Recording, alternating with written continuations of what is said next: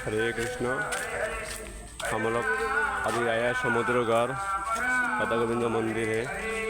प्रभुपाद श्रील भक्ति सिद्धांत सरस्वती ठाकुर गोस्वामी, श्रील सच्चिदानंद भक्ति ठाकुर।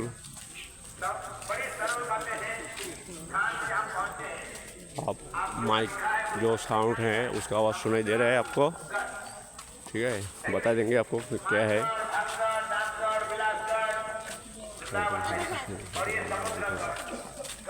विभिन्न वृंदावन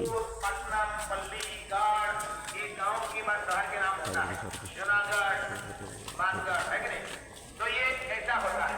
तो ये समुद्र गढ़ है। भगवान द्वापर युग में स्वयं कृष्ण जब लीला कर रहे थे, ये द्वापर युग की कथा है। ओए माता जी, बातें करना बोल क्या बोलता है? इसको जो बोलना है माइक में बोलिए, आप अकेले हरे कृष्णा कृष्ण कृष्ण हरे हरे, हरे राम राम राम। समुद्रगढ़ में हरि बोल। राजा अति प्रभावशाली, बलशाली, शक्तिशाली और साथ साथ में भक्तिशाली।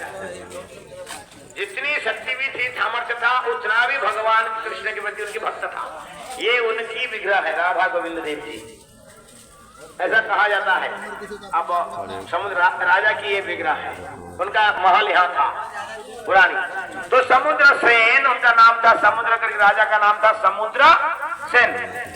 जैसे सुवर्ण बिहार में क्या था, सुवर्ण सेन, ऐसा समुद्रगढ़ में था, उनका नाम था समुद्र सेन। राजा समुद्र सेन यहाँ राज कर रहे थे और बंग प्रदेश में भगवान की सेवा करते हैं। उनकी प्रबल इच्छा हुआ भगवान कृष्ण के दर्शन करने के लिए, प्रबल इच्छा था कि मैं भगवान के दर्शन करूं। तो उन्हें पता लगा कि युधिष्ठिर महाराज जी राजस्व यज्ञ कर रहे हैं। अब जब राजस्व यज्ञ किया, आप जानते हैं, चारों भाई को उन्होंने अकेले हस्तिनापुर में रहे और चारों भाई को चारों दिशा में भेजे। तो भीमसेन को पूर्व दिशा में भेजा गया था। तो आप राजस्व यज्ञ का अर्थ ही होता है, वो एकछत्र सम्राट है और जितने राजा है वो सभी राजा उनकी अधीनस्थ रहेंगे, कोई इंडिपेंडेंट नहीं रहेगा। उनका राजा सम्राट, एक चक्रवर्ती सम्राट की स्वीकार करेगा। ये राजा रहेंगे किंतु एक चक्रवर्ती सम्राट एक रहेगा। युधिष्ठिर महाराज जी ये करना चाहते थे। अब तो जानते राजस्व यज्ञ में ही होता है, सभी राजाएं उनको सहयोग करना। राजस्व यज्ञ का अर्थ होता है जितनी राजा है सब राजा अधीनस्थ रह के उनको मदद करना। तो चारों भाई चारों दिशा में गए।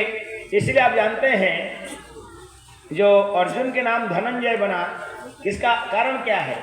उन्होंने नॉर्थ इंडिया, यहाँ तक कहा जाता है कि यूरोप तक जितनी राज्य थे जाके वहां से, चाइना वगैरह जो था ना, नॉर्थ हो गए थे, नॉर्थ में सब पैसा लेके आए, इसलिए उनका नाम है धनंजय।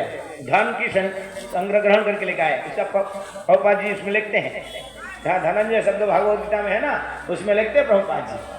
माधव की जहाँ लिखते हैं, माधव के बारे में लिखते हैं। तो सभी धन संचय संग्रह करने के लिए आए थे।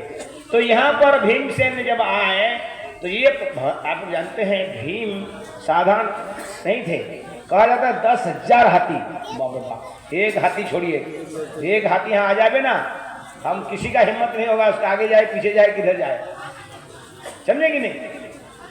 आप दूसरा बताता हूँ आपको, इसी मामले में आया तो हाथी की बातें मैं कहता हूँ। जरासंध के पास एक विशाल कुबलिया पेड़ हाथी था। ये किसका हाथी था? जरासंध का। और जरासंध क्या करता था, कहीं कहीं आक्रमण करना है वो नहीं जाता था, उसका हाथी छोड़ता था। वो हाथी क्या करता, राज्य में ध्वंस ध्वस्त कर देता था। तो राजा भय होके उसको बोलता था कि मैं आपकी शरण में, हाथी वापस लो। तो कंस ने, मथुरा में उसने छोड़ा। जरासंध ने क्या किया, कंस को कंस के पास कल मथुरा में छोड़ा। और कंस कितना शक्तिशाली आप समझ लो, उसी हाथी को पकड़ा, पूंछ पकड़ा, खिलौना जैसे घुमाया घुमाया फेंका। ये कंस का बल है, आप सोच लो, कंस का बल था। और जरासंध देख के हैरान हो गया, अरे मेरा हाथी यहाँ फुटबॉल जैसा गिर गया कैसे? तो पता लगा कि मथुरा से भी यहाँ फेंका गया है। तो समझ गया भाई ये कंस कम नहीं है मेरे से। तो तुरंत उन्होंने क्या कर दिया, ऑफर कर दिया, मेरा जमाई बनो तुम। उसने अपनी 2 बेटी अस्थि और प्राप्ति को क्या कर दिया, उससे ब्याह करा दिया। बोला ससुर जमाई अभी जोड़ी बन जाएगा, संसार में कोई हमको परास्त नहीं कर पाएंगे। मेरा बेटा नहीं, सन इन लॉ, बाय आईन अनुसार मेरा बेटा हो गया। इसको कहते हैं जमाई को क्या कहते हैं, ये सन इन लॉ, आईन कानून के हिसाब से मेरा बेटा है। तो इस तरह मैं कहना था कि आप सोचो, कंस से इतना प्रभावशाली था कि वो हाथी को फेंक दिया। तो ऐसा 10,000 हाथी का, एक नहीं 1,000 हो, 2 हो, 1,000 नहीं 10,000 पहाड़ को तोड़ देते थे। हिंदी में जाकर ऊंचा पहाड़ चल नहीं पाएंगे ना, हाथ रास्ता, बड़े बड़े पेड़, ऐसा सिंपल, ताकत नहीं, जा रहे पेड़ आया, ऐसा नहीं कि वो साइड में जाएंगे, नहीं, बाएं हाथ में ऐसा भीम जी ऐसे आते थे। 10,000 बल है भाई, एक हाथी 4 पेड़ तोड़ सकता है, तो 10,000 हाथी का बल क्या करेगा, ऐसा। तो ऐसे जाते थे। अब वो शक्तिशाली भीमसेन यहाँ पहुंचे, और ये जो राजा थे भीमसेन, ये बातें न करें, दर्शन करें। दर्शन के लिए आए हैं, बातें करने के लिए नहीं आए हैं। प्लीज देवदत्त प्रभु, आप बोलिए, बातें न करें सबको। हाँ उपेंद्र प्रभु, हाँ बोला, बात मत करो, दर्शन करो, रुक जाओ। तो यहाँ पर आए, ये भगवान की इच्छा था। भीम जैसा 10,000 बल भक्ति को कोई परास्त कर सकता है? यहाँ घाघोर युद्ध हुआ, भीमसेन अकेला और ये सैन्य सामंत। वो एक इतना बलशाली हो, जो बहुत लोग होते हैं, कभी आपने देखा, कुछ ऐसे जीव होते हैं, इतना चिंटिया, उसके ऊपर लाल चिंटिया होता है। अब जानते कुछ छोटे छोटे जमीन का होते हैं, कीड़े उड़े होता है, इतना चिंटिया खाद को पकड़ देते हैं, हजार पूरा उसका शरीर में चिंटिया, हम देखा होगा, वो वही मर जाता है चिंटिया काट करके। वो बलशाला होता है, लेकिन चिंटिया इतनी लग जाते हैं, पूरा कवर कर देते हैं, और चींटी काट कर उसको आगे हो जाता हो। तो ऐसा 1000 सैन्य पूरा घेर लिए, इतना लोगों को मारेगा, क्या करेगा? और भगवान की इच्छा से भीमसेन को अरेस्ट कर दिए। समुद्र से अरेस्ट कर लिए, और अरेस्ट करने के बाद में क्या होगा? अभी अब उसने भगवान की स्मरण किया है, प्रभु हे द्वारकाधीश, हे गोविंद, हाँ मुझे मेरी आपकी हम सेवक हैं। दैन्यता आ गया, जब व्यक्ति दुख में आ गया ना, दैन्यता आता है।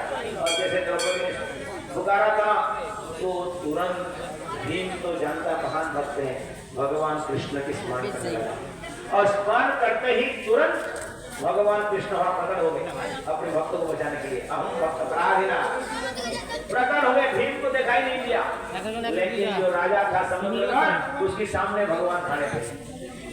जैसे कि महाभारत युद्ध में विश्वरूप दिखाया, कृष्ण ने दिखाया था, अर्जुन को दिखाई दे रहा, और विष्णु ने अर्जुन को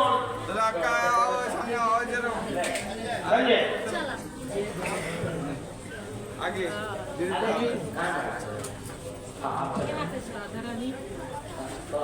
तो वहाँ हुआ। उसके बाद में क्या हुआ? तो युद्ध हुआ, भगवान आए, उनसे वार्तालाप किए, तो उसने चरण उसको दिख नहीं रहा, लेकिन वो राजा जो है समुद्र से दंडवत लगाया, और उनका प्रशंसा कराया, प्रणाम कराया, बार-बार आसमान में आकाश को दिख रहा है, वो समझ नहीं आ रहा। भगवान ने कहा मेरा बहुत इच्छा था, मैं तो आपको नहीं पाया, तो आप इच्छा में कहा मेरे राज्य में आए, तो आप और मेरा दर्शन ऐसा करके भगवान ने कहा कि मेरे प्रिय भक्त हैं, आप उनको रिलीज कर दो, छोड़ दो, और साथ साथ में राष्ट्रीय यज्ञ के लिए आप भी आओ, और अशेष अगणित धन भी दे दो राष्ट्रीय यज्ञ के लिए। तो समुद्र करने किया, तो इसीलिए इस खान का नाम हो गया समुद्रसेन राजा के नाम पर समुद्रगढ़। यहाँ भीमसेन आए थे। और भी एक कथा है कि समुद्रगढ़ का 2 अर्थ है। एक, महाप्रभु जब यहाँ गंगा में लीला कर रहे थे, यहाँ महाराज कल बता रहे थे। तो समुद्र जो गंगा सागर से समुद्र गंगा के माध्यम से यहाँ तक पहुँच गया। ऐसा वो पानी ऊपर से, अब पानी कहाँ जाएगा? पर बोलते हैं जुआर फटा, देखो नदी बढ़ जाता है तो क्या हुआ, वहाँ से पानी बढ़ते गया तो यहाँ पानी पूरा फ्लड होने लगा। तो महाप्रभु ने कहा, बोले भाई समुद्र क्या हो रहा है? आप दर्शन दे, आप गंगा को कृपा कर रहे हैं, पूरा जमुना को कृपा कर रहे हैं, वहाँ सरे को देख रहे हैं, मेरा क्या हाल है, मैं कौन सा अपराध किया? और महाप्रभु ने कहा चिंता मत करो, तुम्हें वापस चले जाओ, जगन्नाथपुरी में मैं होगा, तेरे साथ ही रहूंगा। तो समुद्र बड़े प्रसन्न हो गए। फिर महाप्रभु यहाँ से उधर 18 साल समुद्र के तट पर और समुद्र में प्रसन्न प्रतिदिन स्नान करते थे। ठीक है, हरे कृष्णा। सब लोग दर्शन करें, महाराज आ चुके हैं। अब हम यहाँ से जाएंगे चंपाहाटी, समुद्र का